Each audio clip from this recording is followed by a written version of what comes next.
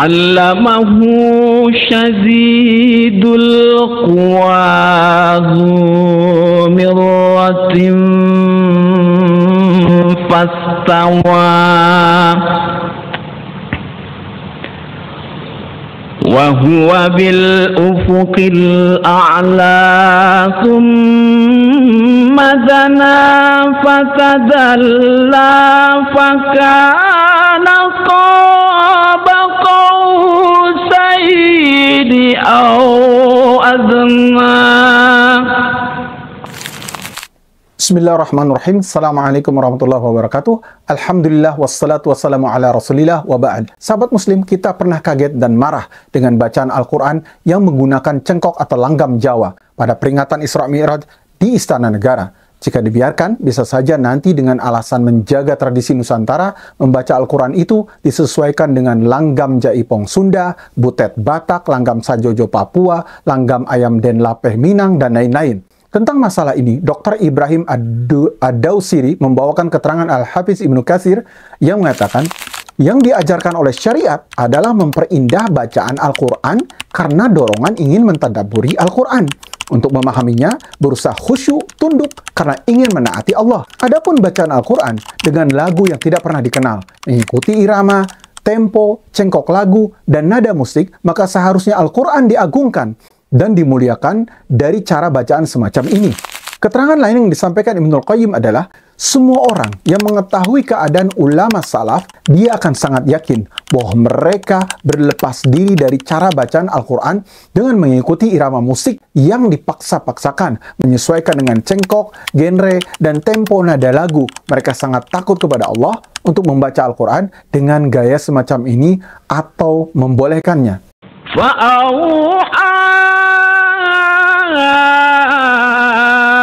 Ila abdihi ma auha. Kita seharusnya takut akan ancaman Allah Subhanahu wa Ta'ala bahwa kita tergolong sebagai kaum yang mengolok-olok Al-Quran meskipun dengan dalih seni atau dalih tradisi. Kemudian setelah heboh langgam Jawa, selanjutnya beredar video paduan suara grup Seriosa yang mengutip Al-Quran disertai iringan musik. Dan kini muncul lebih berani lagi, yaitu memadukan langgam Jawa dan musik. Na'udzubillah. A'udzu billahi minasy syaithanir rajim.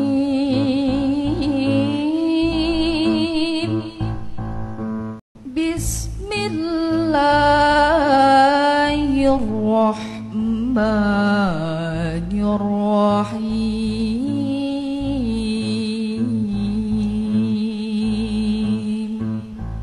Ya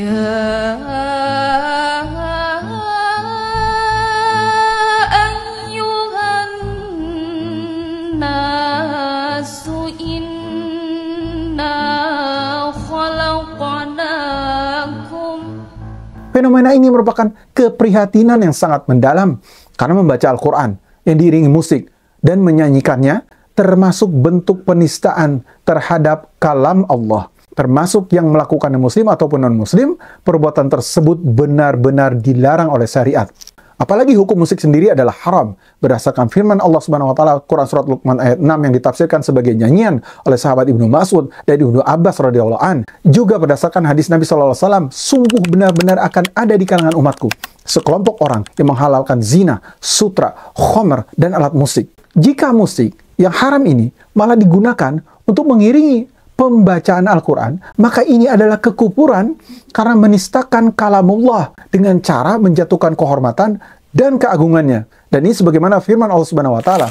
Dan jika kamu tanyakan kepada mereka tentang apa yang mereka lakukan itu, tentu mereka akan menjawab, sesungguhnya kami hanya bersenda gurau dan bermain-main saja. Katakanlah, apakah dengan Allah, ayat-ayatnya, dan Rasulnya kamu selalu berolok-olok? Tidak usah kamu minta maaf, karena kamu kafir sesudah beriman. Para ulama sepakat bahwa ayat ini merupakan dalil tentang kafirnya orang yang memperolok-olok Allah, ayat-ayat, dan Rasulnya, baik dengan serius ataupun main-main. Para ulama ijma, meski hanya main-main, pelakunya dinilai murtad dari Islam.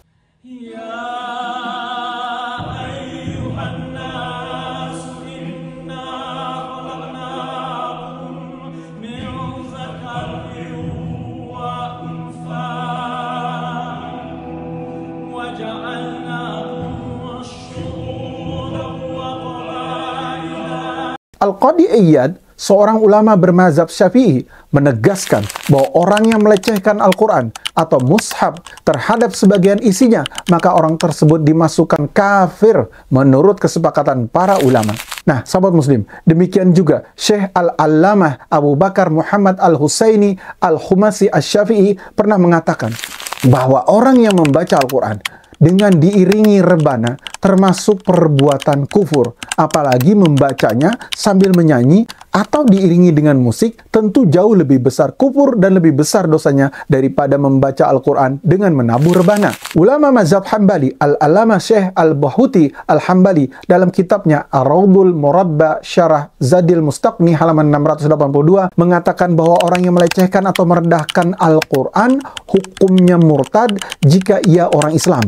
Pendapat para ulama tersebut didasarkan pada firman Allah yang artinya, dan sesungguhnya Al-Quran itu adalah kitab yang mulia, yang tidak datang kepadanya dari Al-Quran tersebut kebatilan baik dari depan maupun dari belakangnya, yang diturunkan dari Rabb yang maha bijaksana lagi maha terpuji. Para ulama juga mengatakan bahwa orang yang ridho terhadap perbuatan yang melecehkan Al-Quran termasuk kafir. Orang yang membantu penyelenggaraan mereka, menonton mereka berdasarkan firman Allah Subhanahu wa taala, dan sungguh Allah telah menurunkan kepada kamu di dalam Al-Qur'an bahwa apabila kamu mendengar ayat-ayat Allah diingkari, diperolok-olokkan oleh orang-orang kafir, maka janganlah kamu duduk beserta mereka sehingga mereka memasuki pembicaraan yang lain, karena sesungguhnya kalau kamu berbuat yang demikian, tentulah kamu serupa dengan mereka.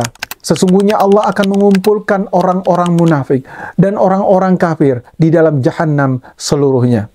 Orang yang menjadikan ayat-ayat Al-Quran untuk bersenda gurau, menari, dan bermain musik, berarti dia telah menjadikan kalamullah sebagai permainan dan bahan olok-olok, dan ini hukumnya haram. Hukuman orang yang melakukan hal tersebut menurut para ulama, jika yang melakukannya seorang muslim, dia dibunuh karena telah murtad. Jika dia kafir ahli zimmah, dia harus dikenai ta'zir yang sangat berat atau dicabut zimmahnya atau hukuman mati. Bagi orang kafir ahli harb, bisa dinyatakan perang dengan mereka. Tentu saja untuk semua hukuman tersebut harus dilakukan oleh negara, bukan perorangan, sebab negaralah yang mempunyai tanggung jawab menjaga kehormatan dan kepentingan Islam dan kaum muslimin.